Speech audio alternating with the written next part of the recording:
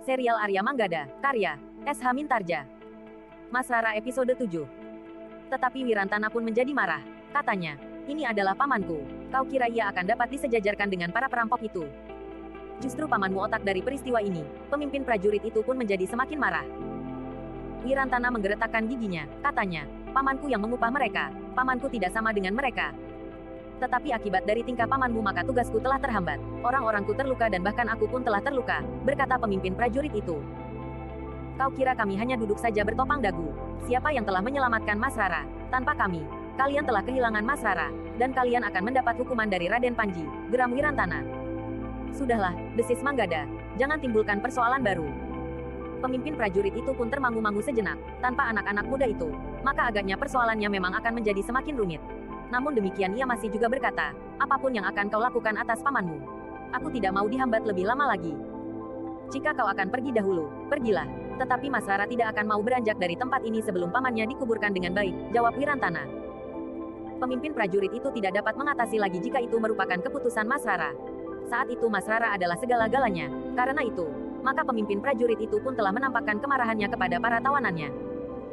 Dengan ketus pemimpin prajurit itu membentak-bentak, agar para tawanannya itu dengan cepat menguburkan kawan-kawannya yang terbunuh. Dalam pada itu, Wirantana pun kemudian telah memutuskan untuk menguburkan Ki Resa di tempat itu, tetapi terpisah dari para perampok. Memberinya pertanda yang jelas, sehingga pada suatu saat akan dapat dilakukan upacara pemindahan kuburnya. Dibantu oleh sais kereta kuda itu, bersama Manggada dan Laksana, mereka telah menggali lubang kubur, di bawah sebatang pohon cangkring agak jauh dari jalan. Beberapa orang prajurit telah membantunya pula, agar segala sesuatunya dapat berlangsung lebih cepat. Namun bagaimanapun juga, perjalanan mereka tentu akan menjadi semakin lambat karena mereka akan membawa tawanan yang hanya berjalan kaki, sambil membawa kawan-kawan mereka yang terluka. Demikianlah akhirnya mereka selesai dengan tugas terakhir mereka di bawah bukit kecil itu. Semua korban telah dikuburkan, Ki Resa pun telah dikuburkan pula. Sejenak kemudian, iring-iringan yang menjadi semakin besar itu mulai bergerak kembali. Beberapa orang prajurit yang terluka dan tidak mampu berkuda sendiri, telah didampingi oleh temannya. Namun para tawanan terpaksa harus berjalan di antara orang-orang berkuda itu, dengan tangan terikat. Hanya mereka yang membantu kawan-kawannya yang terluka saja yang dibebaskan dari ikatan. Perjalanan menuju rumah Raden Panji Prapranata terpaksa jadi makin lambat. Para tawanan yang terluka ada yang tidak mampu lagi berjalan karena itu. Kawan-kawannya harus membuat usungan dari bambu, yang mereka potong dari pinggir-pinggir jalan atau di pategalan-pategalan. Setiap kali, pemimpin prajurit yang menjemput Mas Rara itu membentak-bentak marah. Bahkan kadang-kadang prajurit-prajuritnya sendiri ikut dibentak-bentak. Mas Rara duduk di kereta kudanya yang berjalan lambat. Namun bagi Mas Rara, perjalanan yang lebih lambat itu terasa lebih baik, karena tubuhnya tidak terguncang-guncang.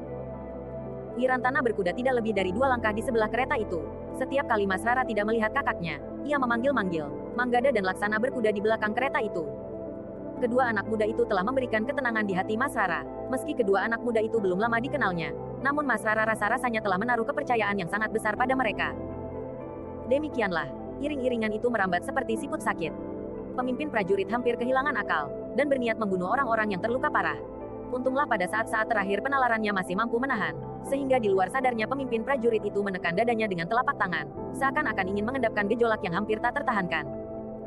Dengan hambatan yang sangat menyakitkan hati, justru bersumber dari orang yang dianggap akan sangat membantunya itu, pemimpin prajurit utusan Raden Panji memutuskan untuk bermalam di perjalanan. Ketika mereka memasuki sebuah padukuhan besar, pemimpin prajurit itu telah menemui Ki Bekel, dan menyatakan maksudnya untuk bermalam di padukuhan itu.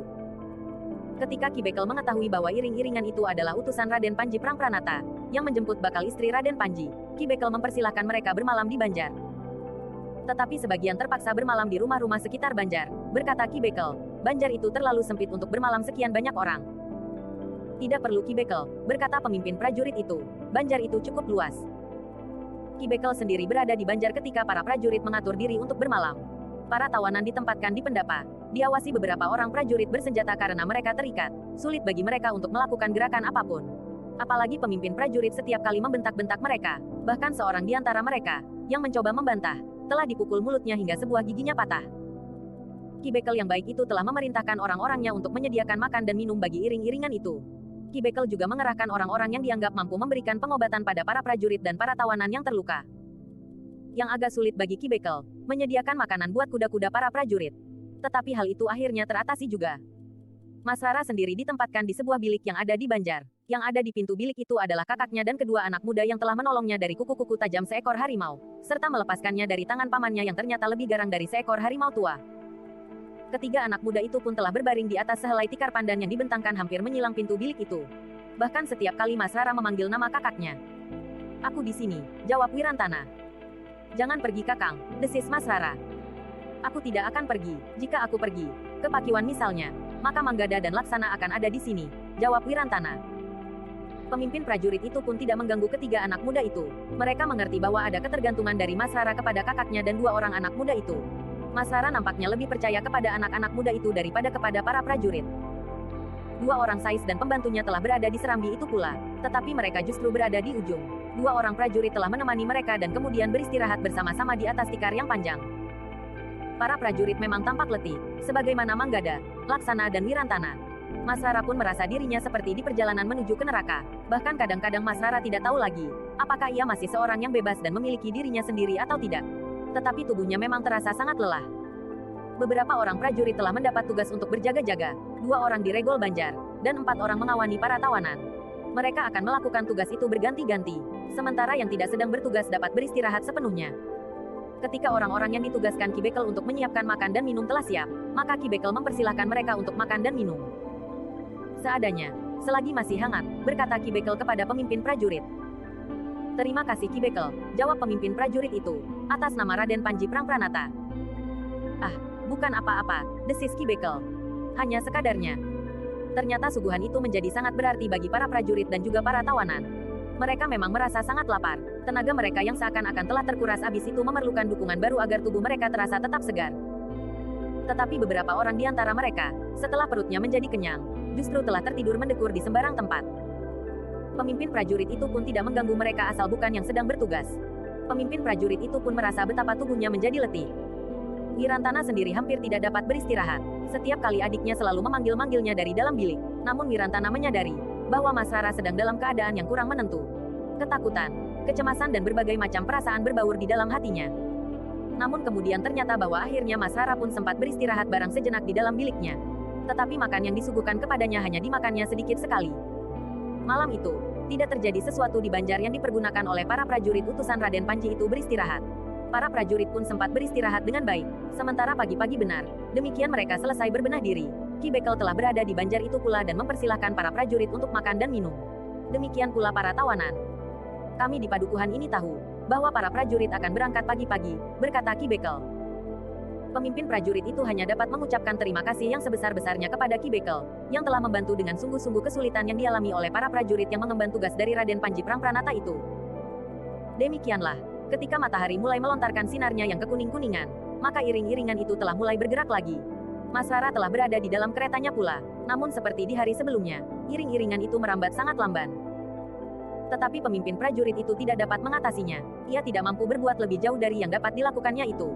Ia tidak dapat melepaskan orang-orang yang telah berusaha merampok iring-iringan itu. Tetapi ia juga tidak dapat memerintahkan untuk membunuh mereka semuanya. Matahari pun kemudian memanjat langit semakin tinggi. Bahkan kemudian telah mencapai puncak langit. Namun iring-iringan itu masih belum sampai ke tujuan. Ketika panas matahari bagaikan membakar punggung, maka pemimpin prajurit itu pun telah memerintahkan iring-iringan itu untuk beristirahat. Ia melihat, terutama para prajurit yang terluka, telah menjadi sangat letih. Kuda-kuda mereka pun menjadi haus. Sementara itu, pemimpin prajurit itu juga memikirkan keadaan Mas Rara yang berada di dalam kereta. Meski ia hanya duduk, namun ia tentu merasa letih juga. Namun setelah menempuh perjalanan yang berat dan lamban, akhirnya iring-iringan itu telah mendekati tujuan. Sebuah padukuhan yang besar di luar Dinlin Kota Pajang, justru agak di utara. Itu adalah padukuhan khusus. Di sekelilingnya terdapat dinding yang lebih tinggi dari rata-rata dinding yang terdapat pada padukuhan-padukuhan lain. Di samping beberapa pintu gerbang yang lebih kecil, terdapat sebuah pintu gerbang induk yang besar, dengan pintu yang kokoh. Padukuhan itu adalah padukuhan Banyuanyar. Sebelum iring-iringan itu memasuki pintu gerbang padukuhan, pemimpin prajurit memberitahukan pada Wirantana bahwa yang ada di hadapan mereka adalah padukuhan yang akan mereka masuki. Di padukuhan itu Raden Panji Prangpranata tinggal, berkata pimpinan prajurit itu. Wirantana mengangguk-angguk, ia merasa sedikit lega, bahwa perjalanan yang panjang, melelahkan dan lamban itu, akan segera berakhir. Menurut pendapat Wirantana, sebelum mereka sampai tujuan, bahaya masih mengancam adik perempuannya. Makin dekat mereka dengan pintu gerbang padukuhan Banyuanyar, ketegangan menjadi semakin menurun. Tetapi jantung serasa berdebar pula oleh sebab yang lain. Wirantana tidak lagi mencemaskan adik perempuannya, tetapi ia mulai membayangkan seseorang yang bernama Raden Panji Prangpranata. Ketika ia berada di sebelah Manggada, di sisi kereta Mas Rara, tiba-tiba saja ia berdesis. Rasa-rasanya aku ingin segera bertemu dengan Raden Panji. Apakah kau pernah bertemu sebelumnya? Bertanya Manggada. Wirantana menggeleng, katanya. Aku belum pernah bertemu dengan Raden Panji. Manggada mengangguk-angguk, sementara Laksana bertanya pula, di mana Raden Panji pernah bertemu dengan adikmu? Aku tidak begitu jelas, tetapi menurut keterangan ayah dan ibu, Raden Panji ketika sedang dalam perjalanan keliling untuk melihat-lihat daerah yang menjadi tanggung jawabnya di luar kota Pajang, telah singgah di Banjar Padukuhan Muter. Pada saat itu, persiapan dilakukan dengan sangat hati-hati. Beberapa orang gadis ditunjuk untuk menghidangkan hidangan bagi Raden Panji Prangpranata, termasuk Mas Rara, jawab Wirantana. Kau berada di mana pada waktu itu? Bertanya Manggada. Aku masih berada di sebuah perguruan, jawab Wirantana. Manggada mengangguk-angguk, tetapi ia tidak bertanya lagi. Ujung iring-iringan itu sudah berada di mulut pintu gerbang. Seorang prajurit menyongsong keluar pintu gerbang. Ketika ia berbicara dengan pemimpin prajurit yang datang itu, tampak terjadi ketegangan. Kau di sini, berkata Wirantana kepada Manggada dan Laksana. Sebelum Manggada dan Laksana menyahut, Wirantana telah mendekati pemimpin prajurit itu. Baru kemudian ia tahu, bahwa ternyata Raden Panji Prangpranata sangat cemas karena kedatangan Mas Rara terlambat. Raden Panji telah menyiapkan sekelompok prajurit untuk menyusul kalian, berkata prajurit itu. Hal ini adalah di luar kemampuan kami untuk mengatasi, jawab pemimpin prajurit yang membawa Mas Rara itu. Sebagaimana kau lihat, aku membawa kawan-kawan kita yang terluka. Tetapi juga tawanan, orang-orang yang telah mencegat perjalanan kami. Prajurit yang menyongsong itu mengangguk-angguk, lalu katanya, baiklah, mari. Mas Rara akan ditempatkan di rumah Raden Panji yang sebelah timur, sebelum Raden Panji sendiri akan menerimanya. Pemimpin prajurit itu mengangguk sambil menjawab, baik, tapi bagaimana dengan tawanan yang kami bawa? Prajurit yang menerima kedatangan iring-iringan itu termangu-mangu sejenak, katanya kemudian, kami akan membawa mereka. Ia kemudian memerintahkan beberapa prajurit yang ada di Regol untuk mengambil alih para tawanan. Meski demikian, karena hal itu di luar perhitungan, ia masih minta pertimbangan beberapa orang prajurit lain, sehingga akhirnya ia berkata, biarlah mereka membawa para tawanan itu. Pemimpin prajurit yang baru datang menyerahkan para tawanan pada pemimpin kelompok yang akan membawa para tawanan itu ke barak. Beberapa saat kemudian, para tawanan diterima oleh sekelompok prajurit yang kemudian membawanya pergi. Yang tinggal kemudian adalah para prajurit yang akan membawa Mas Rara ke tempat yang telah disediakan. Ketika iring-iringan itu kemudian memasuki Regol Padukuhan, Wirantana, Manggada dan Laksana segera mengetahui bahwa padukuhan itu sudah dibenahi, dan dalam keadaan siap menerima calon istri Raden Panji Prangpranata. Wirantana mengangguk-angguk, bagaimanapun juga, ia merasa berbangga bahwa adiknya mendapat kehormatan besar, selain karena ia akan jadi istri seorang yang berpengaruh dan berkuasa, ternyata ia juga dianggap seorang yang harus dihormati. Beberapa saat kemudian, mereka telah menyusuri jalan induk padukuhan Banyuanyar. Penduduk yang tahu kedatangan Mas Rara, telah keluar dari regol-regol halaman rumah mereka untuk melihat wajah gadis yang akan jadi istri pemimpin mereka. Beberapa orang memang sempat melihat wajah Mas Rara, meski sekilas. Namun wajah itu selalu menunduk dalam-dalam. Sedangkan yang lain, sama sekali tak melihatnya. Di tengah-tengah padukuhan itu, iring-iringan memasuki sebuah halaman rumah yang tidak terlalu luas, tapi sangat bagus. Pendapannya yang sedang-sedang saja, memberikan kesan ramping. Demikian pula gandok kiri dan kanan, juga bukan gandok besar dan panjang, tapi cukup memberikan kelengkapan bentuk sebuah rumah yang utuh. Ketika kereta kuda Mas Rara berhenti di halaman, pemimpin prajurit kemudian mempersilahkan Wirantana membantu Mas Rara turun dari keretanya, dan membawanya ke pendapa. Beberapa orang perempuan telah siap menyambutnya. Demikian Mas Rara mendekati pendapa, perempuan-perempuan itu bergegas menyongsong dan membimbingnya. Mas Rara jadi bingung, tapi ia tidak dapat berbuat lain kecuali mengikuti saja kemana perempuan-perempuan itu membawanya. Sejenak kemudian, Mas Rara telah duduk di pendapa. Seorang laki-laki setengah baya kemudian berbicara pada pemimpin prajurit yang membawa Mas Rara itu. Biarlah kakaknya ikut naik ke pendapa, berkata orang setengah baya itu. Kedua anak muda itu adalah sahabatnya. Keduanya adalah yang telah menolong Mas Rara dari keganasan seekor harimau. Bukankah Raden Panji memerintahkan agar keduanya kami bawa serta? Berkata pemimpin prajurit itu. Ya, tapi biarlah keduanya berada di gandok saja, berkata orang setengah baya itu. Kenapa? Bertanya pemimpin prajurit itu. Mereka bukan keluarga Mas Rara. Kedudukan mereka lain dari kakak Mas Rara, berkata orang setengah baya itu. Lalu katanya perlahan-lahan, Raden Panji tidak begitu senang terhadap kedua anak muda itu. Jika demikian, kenapa Raden Panji memerintahkan dengan sungguh-sungguh agar keduanya harus kami bawa bersama Mas Rara? Bertanya kepala prajurit itu pula. Bukankah sepantasnya Raden Panji mengucapkan terima kasih kepada mereka? Jawab orang setengah baya itu. Kepala prajurit itu menarik nafas dalam-dalam, tetapi ia kemudian memberanikan diri bertanya, kenapa Raden Panji tidak senang pada mereka? Bukankah Raden Panji belum pernah bertemu dengan kedua anak muda itu? Orang setengah baya itu menarik nafas dalam-dalam. Namun katanya, aku tidak tahu. Pemimpin prajurit itu tidak bertanya lagi. Katanya, kau sajalah yang mengatur. Kau yang membawa keduanya ke Gandok. Sementara kakak Mas Rara ke Pendapa. Orang setengah baya itu menarik nafas panjang. Tetapi sambil mengangguk kecil, ia berkata, baiklah, aku akan mempersilahkannya. Pemimpin prajurit itu kemudian memerintahkan bawahannya menarik diri dari halaman rumah itu, dan kembali ke barak masing-masing. Mereka yang terluka, memerlukan perawatan yang sebaik-baiknya. Namun ternyata seorang di antara yang terluka tidak dapat diselamatkan jiwanya, meski ia sudah mendapat perawatan sementara. Tetapi pemimpin prajurit memerintahkan pada para prajurit untuk sementara jangan sampai terdengar keluarga Mas Rara. Mereka tentu akan merasa sedih mendengar bahwa di antara mereka yang menjemputnya, ada korban. Apalagi ia sadar bahwa penyebab bencana itu adalah pamannya sendiri. Orang setengah baya itu kemudian mempersilahkan Wirantana untuk naik ke Pendapa, tetapi Manggada dan Laksana dipersilahkan naik ke Serambi Gandok. Wirantana mulai merasakan sesuatu yang kurang pada tempatnya, karena itu ia berkata, biarlah kedua orang sahabatku itu duduk bersamaku di Pendapa.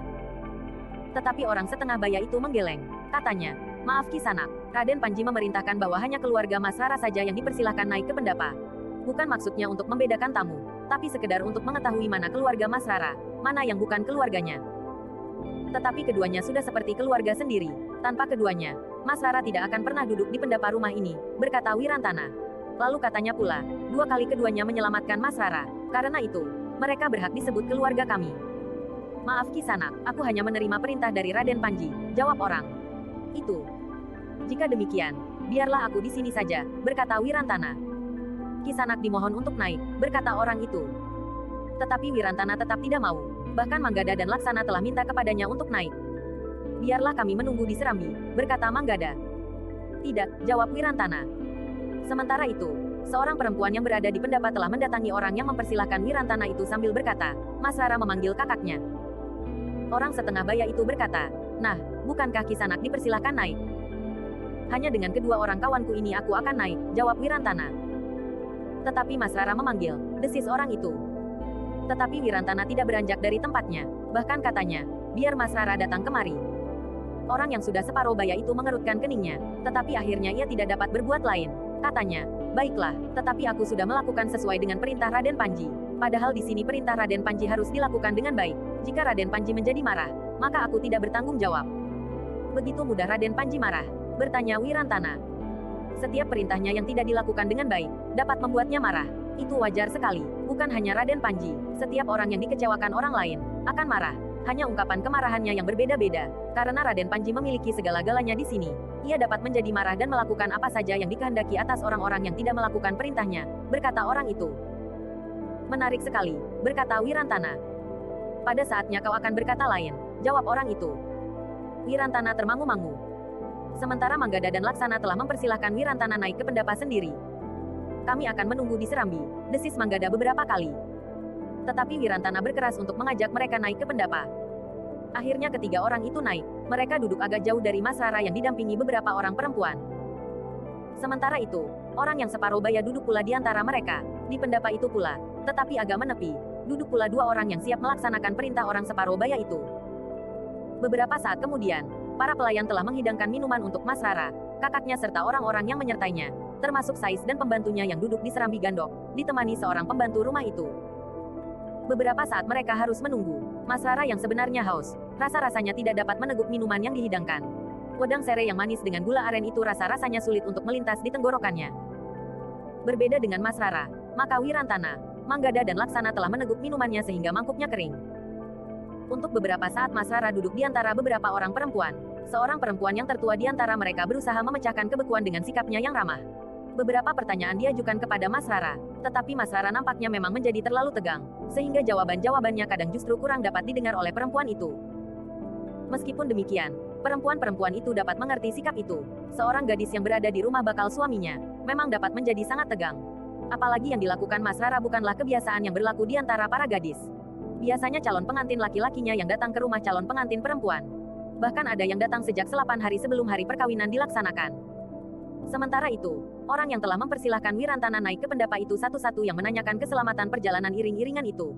Tetapi suasananya ternyata memang kurang menguntungkan. Agaknya orang itu menjadi kecewa atas sikap Wirantana, sehingga pertanyaan-pertanyaan yang dilontarkannya tidak lebih sekadar melakukan kewajiban sebagai orang yang ditugaskan untuk menerima keluarga Mas Rara. Namun beberapa saat kemudian, telah datang seorang yang mendapat perintah dari Raden Panji untuk menemui orang yang sudah separuh baya itu. Dengan hormat orang itu menyampaikan pesan Raden Panji kepada orang itu. Para tamu dipersilahkan untuk beristirahat.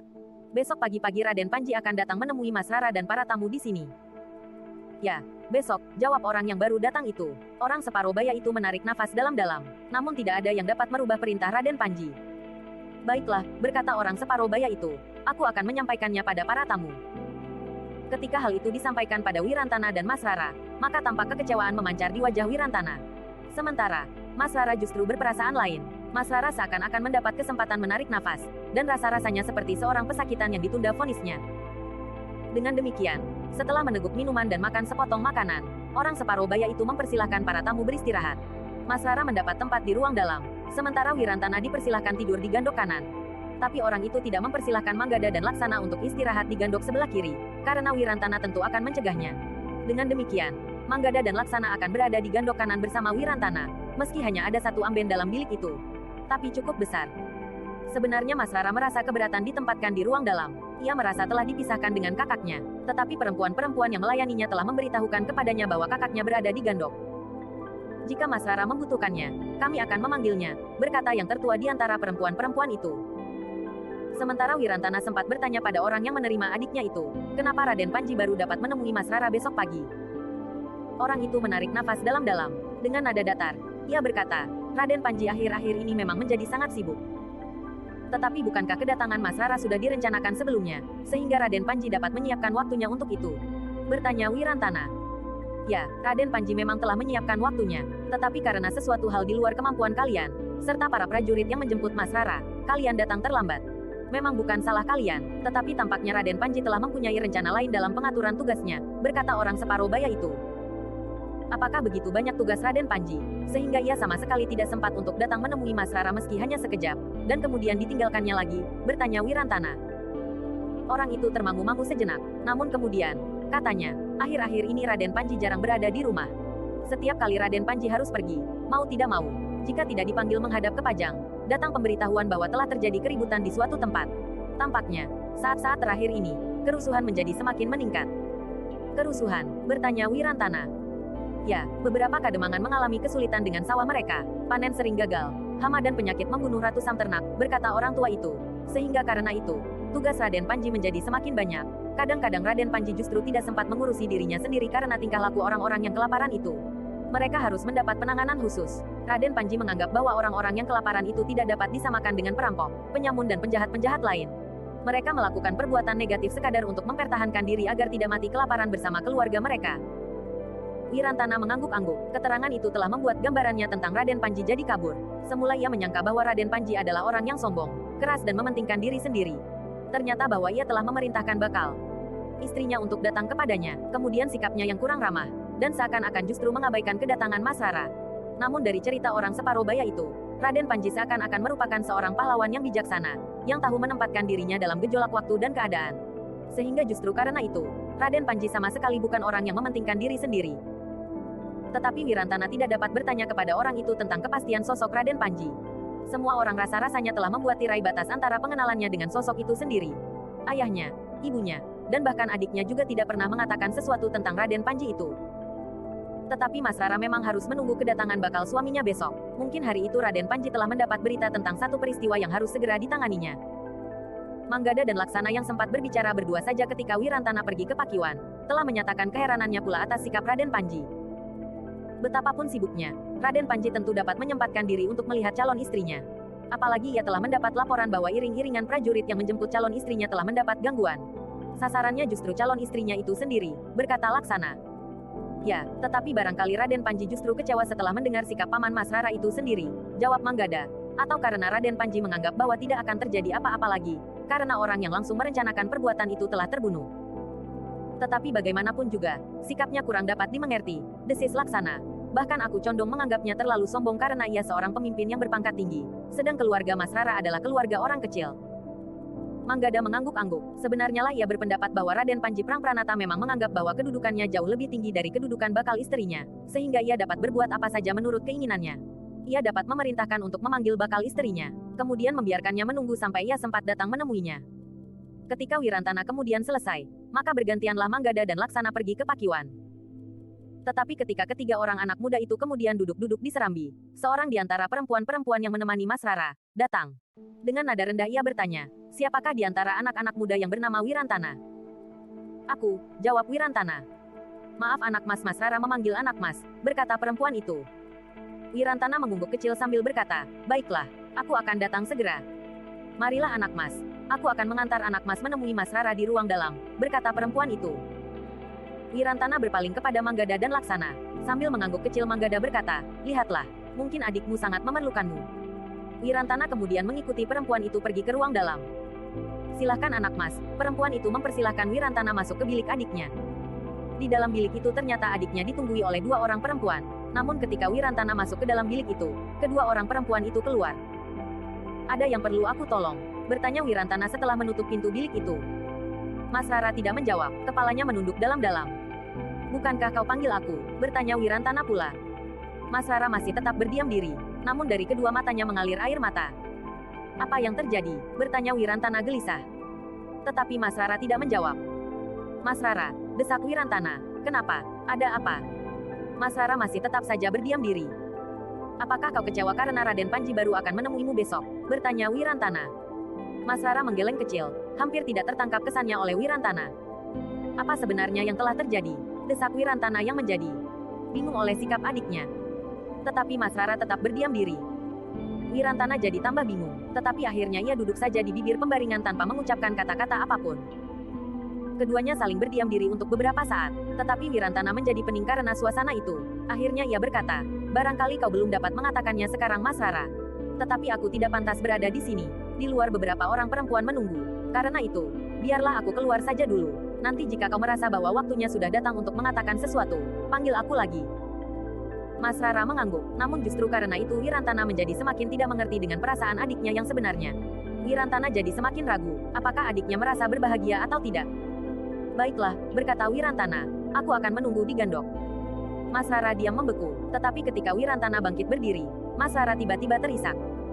Kenapa kau sebenarnya? Wirantana menjadi makin bingung, apalagi ketika ia kemudian mendengar suara adiknya di antara isak tangisnya. Aku ingin pulang. Wirantana duduk kembali di bibir pembaringan adiknya. Dengan nada rendah ia bertanya, kenapa? Kenapa? Tetapi Mas Rara telah terdiam sama sekali. Tidak ada kata-kata yang terloncat dari sela-sela bibirnya. Gadis itu menunduk saja, sementara air matanya menitik satu-satu. Wirantana benar-benar menjadi bingung. Ia mencoba untuk meraba-raba, apakah yang telah terjadi dengan adiknya. Mungkin karena tingkah laku pamannya yang membuatnya bukan saja sakit hati, tetapi juga sangat malu terhadap Raden Panji dan orang-orang di sekitarnya. Tetapi Mas Rara tetap tidak mau mengatakan sesuatu, sehingga akhirnya Wirantana berkata lagi, baiklah, aku menunggu di gandok. Sekali lagi Mas Rara mengangguk. Ketika Wirantana keluar, beberapa orang perempuan yang ada di depan bilik itu bangkit berdiri dan mengangguk hormat, sehingga Wirantana menjadi segan karenanya. Manggada dan Laksana yang berada di gandok ternyata juga bertanya-tanya, untuk apa Mas Rara memanggil Wirantana. Sementara itu Wirantana telah berusaha untuk menenangkan hatinya sendiri. Mas Rara belum pernah berpisah dengan ayah dan ibu, berkata Wirantana di dalam hatinya. Karena itu, agaknya ia selalu dibayangi kecemasan tentang dirinya sendiri. Apalagi karena tingkah paman yang sama sekali tidak terduga. Ketika kegelisahan Wirantana disampaikan pada Manggada dan Laksana, kedua anak muda itu ikut-ikutan jadi gelisah. Meskipun Wirantana berusaha menenangkan perasaannya, tetapi gejolak perasaan adiknya yang tertutup di bilik, makin membuatnya gelisah. Mas Rara tidak pernah bersikap seperti itu sebelumnya, berkata Wirantana di dalam hatinya. Tetapi ia sadar bahwa hal itu terjadi ketika mereka masih remaja. Ketika ia pergi berguru dan kemudian kembali, terjadi banyak perubahan. Adiknya telah tumbuh menjadi gadis dewasa, sebagaimana dirinya juga telah menjadi dewasa. Manggada dan Laksana setiap kali hanya mengangguk-angguk saja. Ia tidak mau menambah kegelisahan hati anak muda itu. Keduanya berusaha dapat membantu meringankan beban perasaan Wirantana, meski tidak bisa memberikan jalan keluarnya.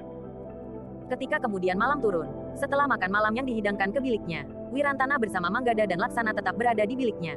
Tidak ada minat dari ketiga anak muda itu melihat-lihat keadaan. Apalagi Manggada dan Laksana merasa diri mereka seakan-akan berada di tempat yang sangat asing. Ketiga anak muda itu mendengar beberapa orang berbicara di pendapa, tetapi mereka merasa ragu-ragu untuk keluar dari dalam bilik itu. Tapi ketika mereka kemudian mendengar percakapan di serambi gandok, Wirantana membuka pintu bilik gandok itu. Dua orang duduk di serambi. Seorang di antara mereka berdesis, "Kami sangka kalian sudah tidur. Mungkin lelah karena perjalanan yang panjang. Tetapi, mungkin juga karena merasa tidak ada lagi yang harus kalian kerjakan." Wirantana termangu-mangu sejenak, namun ia kemudian melangkah keluar diikuti Manggada dan Laksana.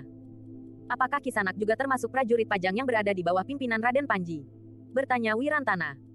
Kedua orang itu memandang Wirantana dengan tajamnya. Seorang di antara mereka menjawab, kami memang pembantu-pembantu terdekat Raden Panji. Bukankah kau kakak Mas Rara yang akan diperistri Raden Panji? Ya, jawab Wirantana. Sedangkan kedua orang anak muda itu disebut-sebut telah menyelamatkan Mas Rara dari terkaman harimau yang tersesat itu. Bertanya orang itu pula. Ya, jawab Wirantana pula. Marilah, duduklah, masih belum terlalu malam untuk berbincang-bincang, berkata orang itu. Wirantana, Manggada dan Laksana pun telah duduk pula bersama kedua orang itu. Keduanya berganti-ganti bertanya tentang keluarga Wirantana, tentang perjalanan yang telah mereka tempuh dan tentang hambatan-hambatan yang terjadi. Kenapa pamanmu berlaku kasar terhadap adik perempuanmu itu? Bertanya orang itu tiba-tiba. Pertanyaan yang sangat tidak disukai oleh Wirantana, namun ia pun telah menjawab, aku tidak tahu. Tidak ada yang tahu kenapa paman berbuat seperti itu. Aku kira paman pun tidak tahu kenapa ia berlaku seperti itu. Kedua orang itu mengerutkan keningnya, namun seorang di antara keduanya telah bertanya pula, pamanmu telah membunuh beberapa orang. Bahkan di antaranya prajurit Pajang, meskipun bukan karena tangannya sendiri, tetapi ia adalah penyebab dari kematian itu. Ya, jawab Wirantana, ia menjadi semakin tidak senang dengan pertanyaan-pertanyaan kedua orang itu. Namun ia pun tetap menjawab pula, tetapi paman juga telah terbunuh. Kedua orang itu tersenyum, seorang di antaranya justru tertawa sambil berkata, tetapi kematiannya adalah karena salahnya sendiri. Berbeda dengan prajurit itu. Kenapa dengan prajurit itu? Bertanya Wirantana. Ia mati karena melaksanakan tugas. Ia mati sebagai pahlawan, jawab orang itu. Apakah itu bukan salahnya sendiri? Justru Wirantana lah yang bertanya. Kenapa salahnya sendiri? Orang itu ganti bertanya. Jika ia menyesali kematiannya karena mengemban tugas, sebaiknya ia tidak menjadi prajurit saja. Bukankah ketika ia menyatakan diri menjadi prajurit, akibat seperti itu sudah diperhitungkan? Justru kematian yang paling berarti dari seorang prajurit adalah mati di peperangan selagi menjalani pengabdian. Kedua orang itu saling berpandangan sejenak. Seorang di antara mereka berkata, jadi itukah pandanganmu tentang seorang prajurit? Dia baru berarti jika mati di medan perang. Atau katakanlah, tiap prajurit yang masuk dalam arena pertempuran, untuk melaksanakan pengabdian, sebaiknya mati. Dengan demikian, ia baru bisa berarti. Tidak, jawab Wirantana. Aku tidak mengatakan demikian. Aku hanya mengatakan bahwa kematian yang paling berarti bagi seorang prajurit adalah mati di medan perang, selagi menjalankan pengabdian. Tentu saja dalam arti luas. Orang itu tertawa, katanya, pandai juga kau bermain dengan kata-kata. Tetapi baiklah, aku setuju dengan pendapatmu. Terima kasih, jawab Wirantana. Ia berharap bahwa tidak ada pertanyaan lagi tentang pamannya yang telah terbunuh itu. Tapi Wirantana salah duga, orang itu masih bertanya lagi. Apakah sebelumnya tidak ada tanda-tanda tentang sikap pamanmu itu pada adikmu? Tidak, jawab Wirantana singkat. Kedua orang itu mengerti bahwa Wirantana tidak senang mendengar pertanyaan-pertanyaan mereka tentang pamannya. Tapi seorang di antara mereka justru bertanya, apakah pamanmu belum beristri? Jantung Wirantana terasa berdenyut makin cepat, tapi ia masih coba menjawab, belum. Berapa umur pamanmu? Bertanya yang lain, seperti mimpi. Wirantana menjawab, 30. Masih begitu muda, bertanya orang itu pula. Ya, jawab Wirantana. Orang itu tertawa, dengan nada tinggi ia bertanya, kau tidak senang mendengar pertanyaan-pertanyaan tentang pamanmu? Tepat, jawab Wirantana. Kau tersinggung, seharusnya kau tidak usah tersinggung. Peristiwa itu menunjukkan keadaan keluargamu yang rapuh. Jika tidak, peristiwa semacam itu tidak akan terjadi. Sebenarnya Raden Panji jadi sangat kecewa. Siapa tahu sebelum kejadian itu memang sudah ada hubungan antara pamanmu dengan Mas Rara, berkata orang itu. Jika demikian, apakah pamanku begitu bodoh sehingga harus menunggu sampai Mas Rara dijemput? Bukankah sebelumnya mereka dapat dengan mudah melarikan diri? Justru Wirantana lah yang kemudian bertanya. Kenapa tidak mereka lakukan? Tapi jika hal itu mereka lakukan, Mas Rara tentu tidak akan menerima mas kawin dari Raden Panji, jawab orang itu. Wajah Wirantana jadi panas. Manggada dan Laksana masih berdiam diri, tapi jantung mereka berdetak makin cepat. Dengan suara bergetar, Wirantana berkata, jadi kau nilai adikku tidak lebih dari mas kawinnya. Kedua orang itu termangu-mangu sejenak, namun seorang di antara mereka menjawab, ya, mas kawin itu bagi keluargamu merupakan kurnia yang tidak ternilai, jauh lebih bernilai dari adikmu. Siapa yang menilai seperti itu? Kau atau Raden Panji? Tiba-tiba saja Manggada yang tidak tahan lagi bertanya pula. Lagi, kedua orang itu termangu-mangu. Wirantana yang tanggap justru mendesak. Aku, sebagai kakak Mas Rara, merasa perlu untuk mendapat penjelasan dari Raden Panji. Kau berani menanyakannya? Bertanya salah seorang dari kedua orang itu. Kenapa tidak? Kami orang-orang Padesan adalah orang-orang yang terbuka. Lebih baik aku bertanya pada Raden Panji dengan akibat apapun, daripada kegelisahan ini kubawa pulang dan menyampaikannya pada ayah dan ibu. Mereka tentu akan jadi gelisah. Bahkan jika Raden Panji memang kecewa, aku akan membawa adikku kembali. Mas kawin itu masih utuh disimpan ayah di tempat yang paling tersembunyi. Setelah hampir terjadi perampokan, jawab Wirantana. Kau tidak perlu bertanya pada Raden Panji, berkata orang itu dengan nada menurun. Aku akan bertanya. Raden Panji tentu mengerti bahwa orang-orang padesan seperti kami tidak banyak mengenal unggah-ungguh. Tapi jika hanya bertanya tentang hal itu kami harus digantung. Akan kami jalani, jawab Wirantana. Kau benar-benar akan digantung jika berani menanyakannya, geram orang itu. Apa boleh buat, jawab Wirantana. Mas Rara pun akan digantung pula, berkata orang yang lain. Jika Raden Panji memang menganggap Mas Rara curang, dalam hubungannya dengan paman, bertanya atau tidak bertanya, lambat atau cepat, ia juga akan digantung, jawab Wirantana. Anak dungu, tiba-tiba seorang di antara mereka membentak, dengar perintah kami.